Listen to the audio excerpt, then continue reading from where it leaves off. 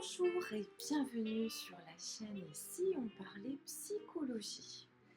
Alors aujourd'hui, on va parler des enfants et du narcissisme parental. Ce sont des mots un peu particuliers, mais c'est vrai que nos enfants, souvent, c'est la prolongation de nos besoins, de nos envies et donc de notre narcissisme. Et oui, parfois on instrumentalise pour satisfaire un besoin personnel, peut-être ancien, mais en fait, il faut en prendre conscience parce que votre enfant, il est lui, avec sa propre identité, ses propres besoins et ses propres souhaits. Donc, c'est important qu'on puisse en discuter sur cette chaîne. Donc l'instrumentalisation des enfants, elle se réfère bien sûr à l'utilisation de l'enfant. Il va venir satisfaire notre besoin émotionnel ou psychologique. Et ce phénomène, en fait, il va se manifester par la projection de nos propres désirs ou de nos propres échecs sur l'enfant. Et oui, ça va finalement peiner son développement, le mettre en difficulté. Alors bien sûr, il y a plusieurs types pour instrumentaliser et on est bien d'accord, c'est inconscient. C'est-à-dire que ce n'est pas une volonté première du parent. Il ne s'en rend pas compte. Donc on va instrumentaliser par l'émotion parce que on va utiliser nos propres vides et se projeter sur eux, que ce soit physique, que ce soit dans la réussite scolaire, que ce soit dans l'excellence liée au sport. On a une frustration et on espère que les enfants vont combler cette frustration. Donc là, on va être sur une instrumentalisation plutôt d'ordre social et finalement, on cherche à améliorer notre propre image, celle du parent. Et oui. Donc les motivations, bien sûr, elles sont inconscientes, hein, je le dis, bien sûr, ne vous sentez pas euh, vexé dans cette démarche. En fait, elle est vraiment naturelle et on a ces mécanismes involontairement. Donc, on a une validation sociale qui peut agir, donc ce besoin social, sociétal, comme je disais tout à l'heure, la perspective de carrière, euh, on a envie de contrôler le comportement et instaurer des rôles.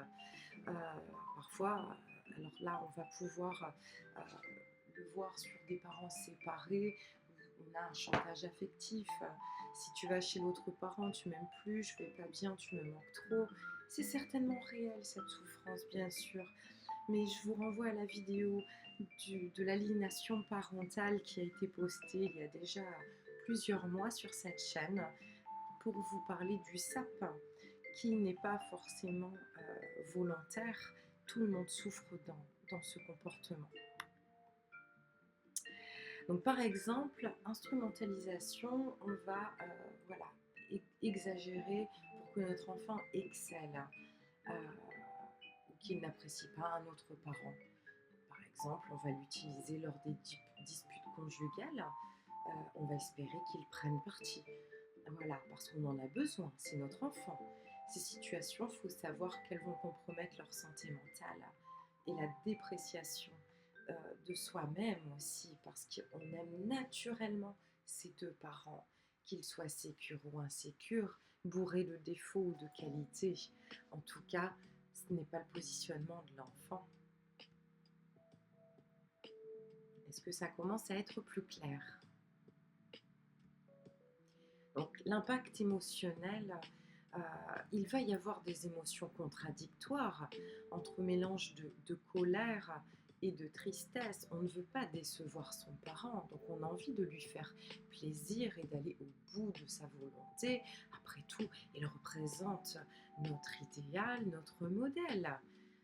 Mais attention, l'attente parentale, il ne faut pas qu'elle soit un poids uniquement. On accompagne ses enfants, on ne cherche pas forcément à leur imposer tout. Même si, bien sûr, on a envie que leur vie se passe avec toutes les réussites possibles. On cherche le meilleur pour eux. Et ça, c'est la première intention des parents. Donc quand il est exposé à l'instrumentalisation, il va avoir des difficultés de relation avec les extérieurs.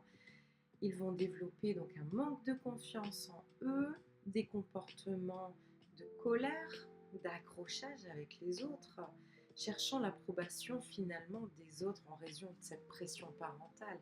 Donc vous voyez, elle n'est pas que positive. Cet accompagnement où on impose et on encadre l'enfant, finalement, peut avoir des conséquences à l'opposé de nos attentes. Donc l'instrumentalisation, elle va entraîner parfois, je dis pas toujours, mais des troubles psychologiques, hein, de l'anxiété généralisée. Beaucoup d'adolescents arrivent au cabinet, les parents ne comprennent pas parce qu'ils veulent se mettre la pression pour satisfaire l'envie primaire de leurs parents. Ça peut même mener à de la dépression, de la scarification, des difficultés sociales. Attention, il est important d'écouter. Le problème que l'enfant ressent est bien réel. Pour un enfant, c'est une montagne de difficultés. Et pour vous, avec le regard et vos perceptions d'adulte, vous avez cette sensation de tout petits détails. On entend souvent les parents dire à cet âge-là, on n'a pas de soucis. Eh bien, en fait, si. Et il ne faut pas le négliger. La pression sociale, la pression parentale, la réussite scolaire. Voilà, il y a beaucoup de choses, dont l'intégration aussi dans la société, se créer notre propre identité. Voilà, on continue. L'accompagnement des parents. Et oui, c'est bien indispensable. Donc il faut sensibiliser, hein, d'accord, c'est important de parler des risques avec vos enfants si vous les sentez en difficulté dans leur scolarité, dans leurs relations humaines ou même au sein de la fratrie.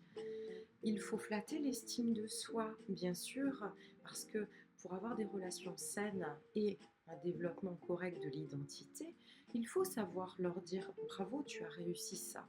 On sait bien qu'on espère toujours mieux et toujours plus. D'accord, vous avez le droit de le verbaliser, mais franchement, vous pouvez quand même féliciter les réussites, même si elles sont petites à vos yeux. La communication positive, si vous ne la connaissez pas, je vous invite à voir une précédente vidéo qui a été sur ce sujet. Elle sert à encourager l'expression, surtout des émotions, parce qu'elles permettent justement de n'être pas frustré. On va avoir des relations beaucoup plus saines avec une communication plus fluide.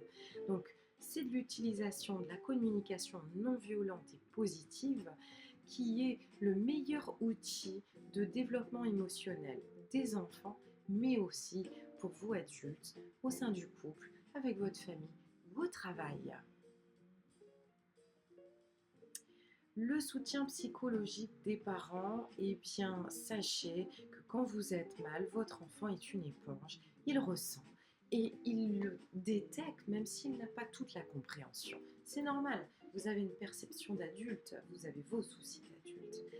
Donc, n'hésitez pas à aller consulter pour gérer vos propres émotions et vos propres frustrations. Flattez l'estime de vous, la confiance en vous, développez-la. Parce que c'est l'intérêt de l'enfant qui est important et il existe des thérapies individuelles, des thérapies familiales ou des thérapies de groupe. Donc il y a beaucoup de ressources différentes pour vous accompagner. Et oui, la psychologie, ce n'est plus tabou. Le développement de l'enfant, il faut encourager l'autonomie et oui, c'est crucial pour développer la confiance en soi. Les parents peuvent permettre à l'enfant de prendre des décisions, par exemple d'orientation ou alors de choix au niveau de leurs loisirs, de leurs amis, d'accord? Il faut aussi les aider à résoudre leurs propres problèmes. Voilà, c'est à eux aussi de trouver ces ressources en eux, parce que ça évite le harcèlement, par exemple, ou alors dans leur milieu professionnel plus tard, d'oser dire non, je pose mes limites. Bien sûr, ce développement personnel, il faut l'encadrer, c'est votre rôle en tant que parent. Mais on ne fait pas à la place d'eux et on ne laisse pas en difficulté tout seul. Donc votre enfant, il n'est pas vous, il faut vous le mettre dans la tête. vous êtes son modèle. Par amour, votre enfant, il ne veut pas vous décevoir. Il va chercher à imiter et à vous satisfaire. Et même si c'est pas adapté, les valeurs, c'est vous qui transmettez. D'accord? Chaque comportement, chaque discours qui accompagne le développement de l'enfant, il va le reproduire. Ben, c'est normal. C'est son parent qui lui a montré. Donc si papa, maman le fait, c'est comme ça que je vais me comporter. Par exemple, les injures, par exemple, les critiques sur d'autres enfants, sur la maîtresse, sur notre avis politique.